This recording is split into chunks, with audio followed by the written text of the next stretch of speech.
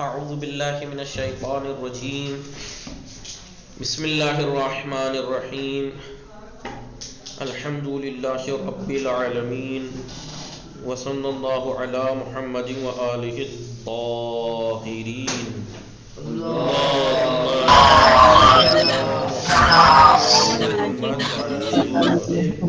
السلام علیکم ورحمۃ اللہ وبرکاتہ۔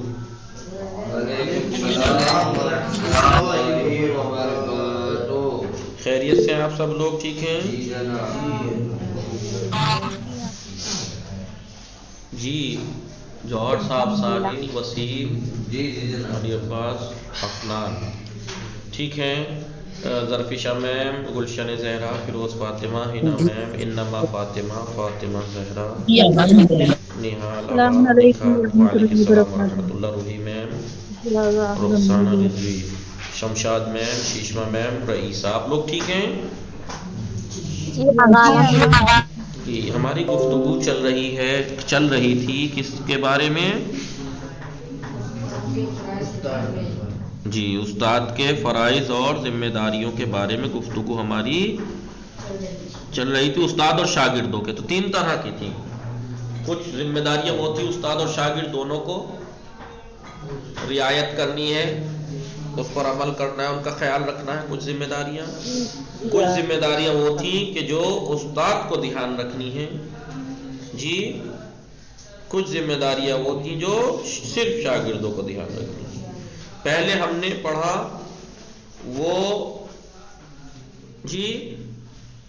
ذمہ داریاں جو استاد اور شاگرد دونوں کو دھیان رکھنی ہے۔ پھر اس کے بعد ہم نے پڑھا وہ ذمہ داریاں جو صرف استاد کو دھیان رکھتی ہیں، وہ تین طرح کی تھیں۔ کچھ ذمہ داریاں وہ تھیں جو استاد کو اپنے بارے میں خیال رکھنی ہے، کچھ ذمہ داریاں وہ تھیں جو استاد کو شاگردوں کے بارے میں ذمہ داریاں نبھانی تھیں، کچھ وہ تھیں جو کلاس کے بارے میں کچھ ذمہ داریاں تھیں جی۔ پھر اب یہاں پر شروع ہوتا ہے طلاب کی جو ذمہ داریاں ہیں جی، اسٹوڈنٹس کی جو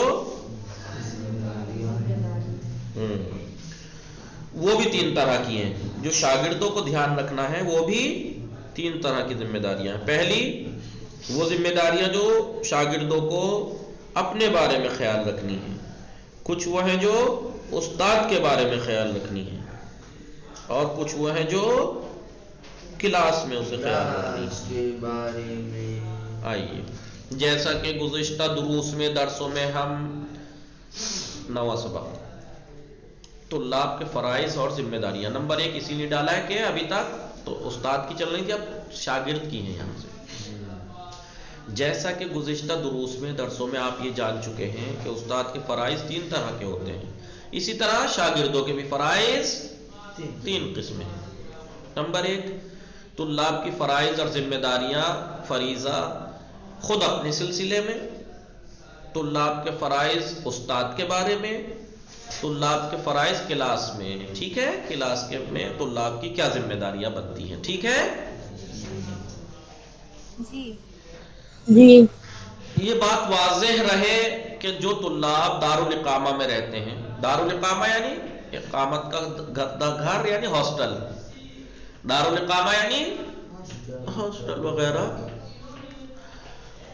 تو جو طلاب ہاسٹل میں یا کسی اور جگہ ایک ساتھ رہتے ہیں ان کے بھی کچھ آداب ہیں، لیکن فی الحال ہم طلاب کے عام ذمہ داریاں اور فرائض اور آئندہ درس میں کلاس اور استاد کے بارے میں ان کی ذمہ داریوں کا تذکرہ کریں گے۔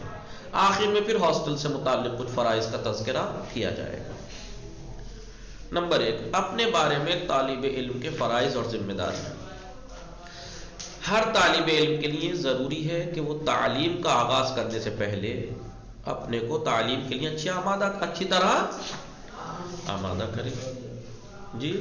یعنی اگر ہم تعلیم حاصل کرنا چاہتے ہیں، علم حاصل کرنا چاہتے ہیں، تو ہمیں پہلے ریڈی ہونا چاہیے اس کے لیے، ذہنی طور پر، روحانی طور پر، اپنے دل کو پاک و صاف، پاک نیت۔ زمین میں جب کسان کھیتی کرتا ہے، بیج بوتا ہے، تو کیا ایسی لاکھ جا کے ڈال دیتا ہے جی؟ بولیے، ایسے ڈال دیتا ہے؟ کیا کرتا ہے؟ پہلے موسم مناسب دیکھتا ہے، کہ کون سی فصل کا موسم کیا ہے، پھر اس کے بعد زمین کو جوتتا ہے، جوتنے کے بعد پھر بھی نہیں ڈال دیتا، پانی دیتا ہے، نرم کرتا ہے اسے، پھر دوبارہ سے اس پہ سراون جسے میڑیا بولتے ہیں اسے اکسار کرتا ہے، کیا کرتا ہے، پھر بیج ڈال، جی جی کیا کیا کیا کیا کرتا ہے، کتنی جد و جہد، مٹی کو پہلے اکھیڑتا ہے پھر پھوڑتا ہے تاکہ نرم ہو جائے۔ تو جب ایک کسان ایک زمین میں بیج بونے کے لیے، اپنی فصل حاصل کرنے کے لیے اتنی جد و جہد اور آمادگی کرتا ہے، تو جب ہم علم حاصل کرتے ہیں تو ہم نے معلوم ہے کہ علم ہمارا ایک ظرف ہے، اس کا علم کا ایک جگہ ہے ٹکنے کی، یہ نہیں ہے کہ بس ہم نے پڑھ لیا، نہیں، وہ ٹکتا وہی ہے، پڑھنے کو کوئی بھی پڑھنے بیٹھ جائے لیکن علم ٹکتا وہی ہے جہاں پر مناسب جگہ ہوتی ہے۔ لہٰذا یہی کہہ رہے ہیں کہ ہر طالب علم کو پہلے سے آمادہ، یعنی اپنے نفس اور دل کو بالکل صاف ستھرا بنا لے۔ دل کو پاک و صاف بنانا بالکل ایسا ہی ہے جیسے کوئی کسان کھیت میں بیج بونے سے پہلے زمین کو صاف کر کے کھیتی کے لیے، کاشت کے لیے آمادہ کرتا ہے۔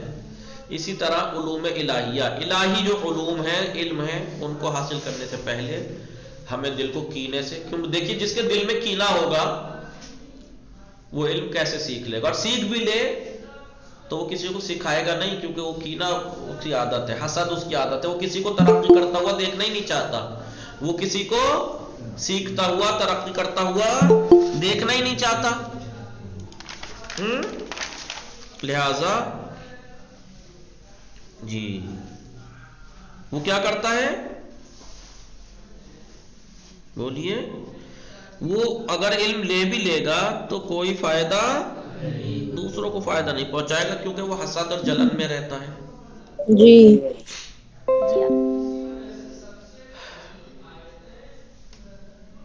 اپنے دل کو کینہ اور گناہ وغیرہ سے پاک و صاف کرنا ضروری ہے۔ پیغمبر اکرم صلی اللہ علیہ وآلہ وسلم کا ارشاد گرامی ہے، اِنَّ فِی الْجَسَدِ مُضْغَةٌ، جی جسم کے اندر، جسم کا ایک لوتھڑا ہے، جسم ایک گوشت کا لوتھڑا ہی تو ہے، جی اِذَا أُصْلِحَتْ صَلُحَ الْجَسَدُ، اگر وہ لوتھڑا صحیح اور سالم رہے گا تو پورا بدن سالم رہے گا، صَلُحَ الْجَسَدُ كُلُّهُ وَإِذَا فَسَدَتْ فَسَدَ الْجَسَدُ كُلُّهُ، جی اور اگر وہ خراب ہو جائے گا تو جسم کا پورا جسم خراب ہو جائے گا۔ وہ جسم، جی جسم کے اندر ایک جمے ہوئے خون کا لوتھڑا ہے، اگر وہ صحیح تو پورا بدن صحیح، اگر وہ خراب،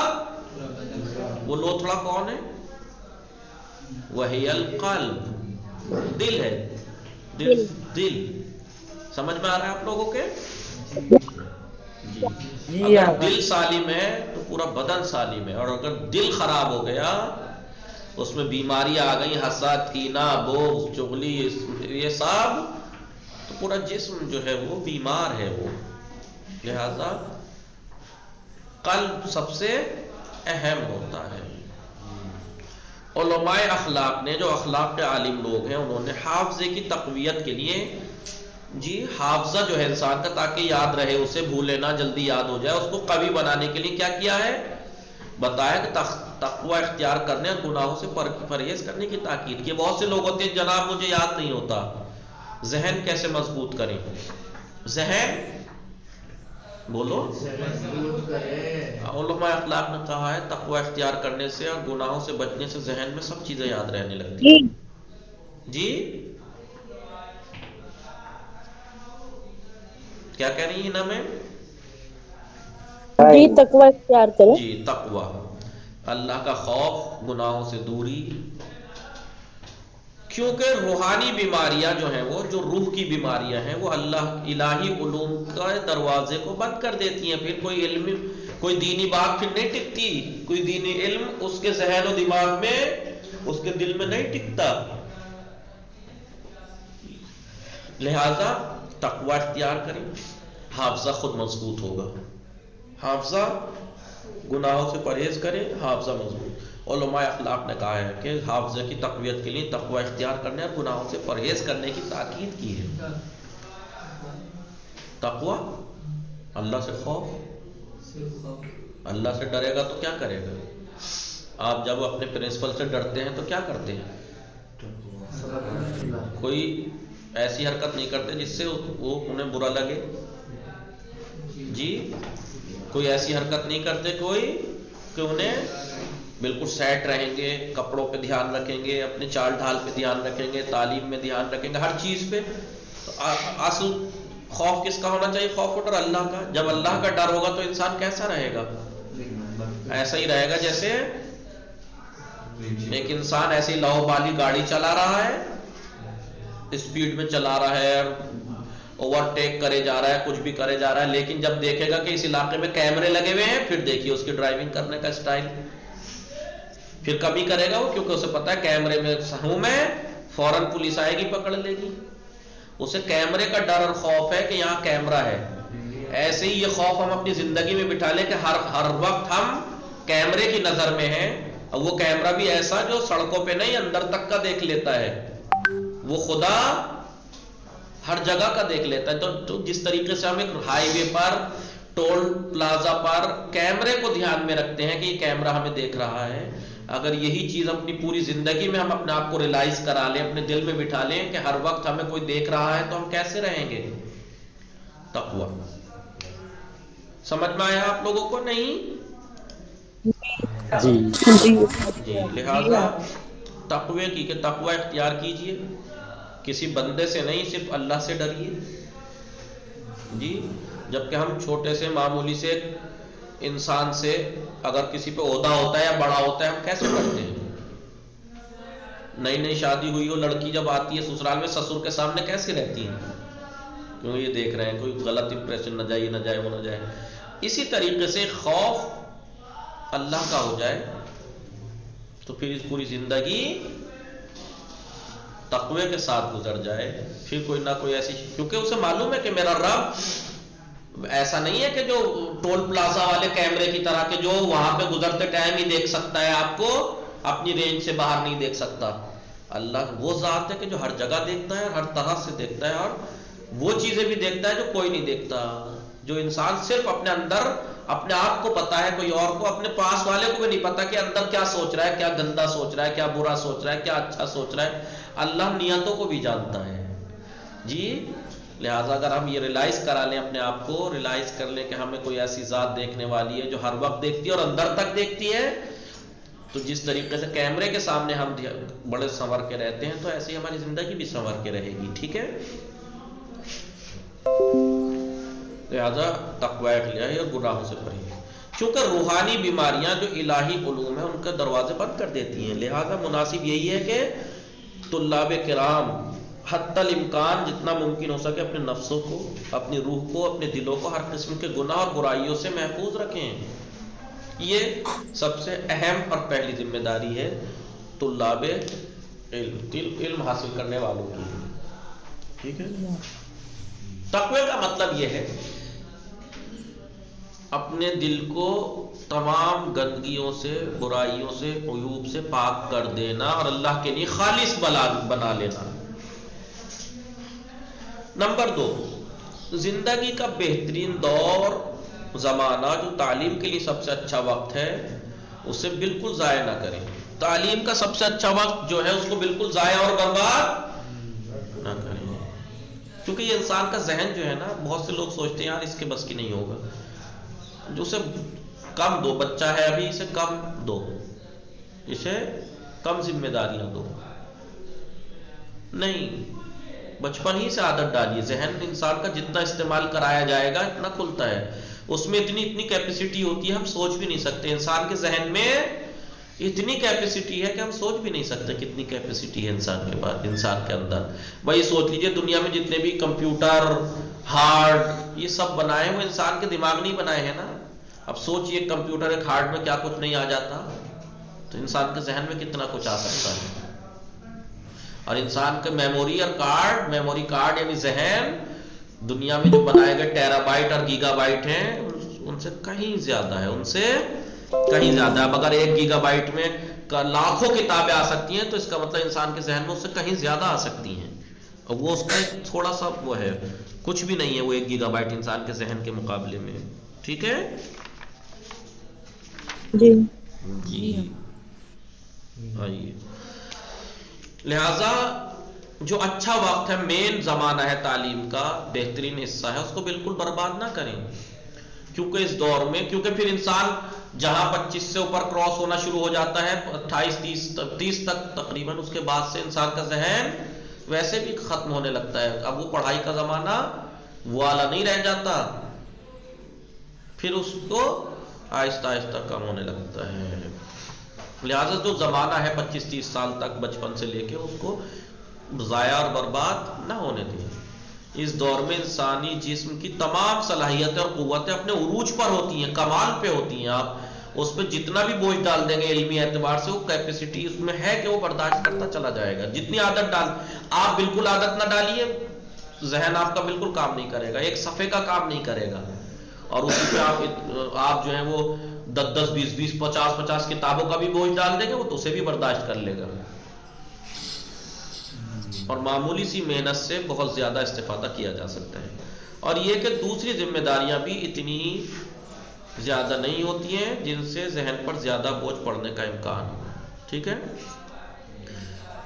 ہم لوگ کیا سوچتے ہیں کہ دن بھر ہمیں ٹائم نہیں ملا. ٹائم نہیں ملتا. کوئی انسان یہ کہے مجھے ٹائم نہیں ملا تو دیکھیے جھوٹ بول رہا ہے. آپ پہ ایمرجنسی میں کوئی وقت آ جاتا ہے، کوئی بات آ جاتی ہے، اس کے لیے وقت نکالتے ہیں نہیں نکالتے. انسان کو جب وہ کہتے ہیں نا، جب وہ محدودیت میں جب پڑ جاتا ہے نا کہ مجھے کرنا ہی ہے، اثر کہتے ہیں اب کوئی چارہ ہی نہیں ہے، جسے کہتے ہیں چارہ ہی نہیں بچا، تب وقت ہر جگہ سے نکال لیتا ہے. ایسے ہی اگر ہم تعلیم کے بارے میں سوچ لیں کہ مجھے 1 گھنٹہ روز نکالنا ہی ہے، تو کوئی ہارڈ کام نہیں ہے. 1 گھنٹہ ہم کئی گھنٹے ہم واٹس ایپ پہ نکال سکتے ہیں، ہم فیس بک پہ نکال سکتے ہیں، ہم دوستوں میں نکال سکتے ہیں، ہم فونوں پہ نکال سکتے ہیں، ہم ادھر نکال سکتے ہیں، ادھر ادھر نکال سکتے ہیں. لیکن جب پڑھائی کا وقت آتا ہے کہ مثلا ہم نہیں دیکھ پائے، ہم نہیں پڑھ پائے کیونکہ ٹائم نہیں ملتا. ہو ہی نہیں سکتا کہ انسان 24 گھنٹے میں آدھا 1 گھنٹہ نہ نکال سکے. بالکل نہیں ہو سکتا، بالکل نکال سکتا ہے. اور انسان کا ذہن روزانہ اگر 1 گھنٹہ بھی صحیح سے دماغ لگا کے پڑھ لیا جائے کافی ہے. انسان بہت کچھ کنٹرول کر سکتا ہے اس 1 گھنٹے میں. ٹھیک ہے. اور معمول تو انسان کی جو دور ہوتا ہے اس وقت تعلیم کا جو بہترین دور اور زمانہ ہے، اس کی جسم کی تمام صلاحیتیں اور قوتیں اپنے عروج پر رہتی ہیں، اور معمولی محنت سے بہت زیادہ وہ استفادہ کیا جا سکتا ہے. اور یہ کہ دوسری ذمہ داریاں بھی اس وقت اتنی زیادہ نہیں ہوتی ہیں. بچپن میں اس زمانے میں زیادہ اور ذمہ داری کہاں ہوتی ہیں اس وقت جن سے ذہن پر زیادہ بوجھ پڑنے کا امکان ہے.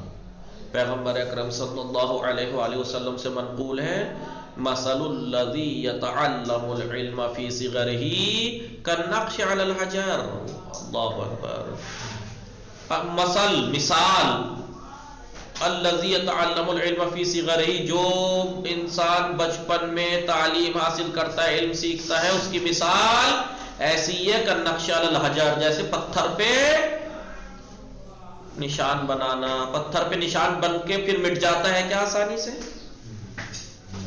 بچپن کو جی نہیں آگا، نہیں مٹتا. جی پتھر پہ ایک دفعہ نقش بنا دیجئے، نسلیں گزر جائیں گی آپ کی، وہ پتھر اگر وہاں باقی ہے تو وہ نشان باقی رہے گا.